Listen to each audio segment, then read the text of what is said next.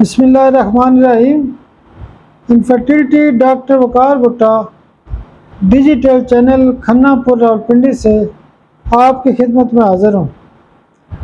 आज का जो हमारा टॉपिक है वो भी रोज़मर्रा की प्रैक्टिस के हवाले से है। आज का जो टॉपिक है वो फियर ऑफ डार्कनेस है, यानी अंधेरे से डरना। बहुत सारे ऐसे लोग होते हैं अपनी बीमारी जब बताते हैं तो बातों बातों में ये भी ज़रूर बताते हैं, डॉक्टर साहब मुझे अंधेरे से बड़ा डर लगता है, मैं तो लाइट चला के सोता हूँ। या घर वाले कहते हैं कि डॉक्टर साहब इसका बड़ा मसला ये लाइट के बगैर सो नहीं सकता, इसको अंधेरे से डर लगता है, ये छत पर नहीं जा सकता, रात को बाहर नहीं जा सकता। तो अंधेरे से जो डर होता है उसकी एक ख़ास दवाई होती है सट्रामोनियम। सट्रामोनियम वैसे भी आपको पता है कि ये बुनियादी तौर पर दिमाग की दवाई होती है, दिमाग की खराबी की दवाई होती है। तो जो लोग अंधेरे से डरते हैं वो बेसिकली दिमागी मरीज होते हैं।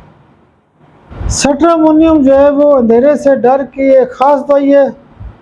बहुत शुक्रिया, बहुत शुक्रिया, बहुत शुक्रिया।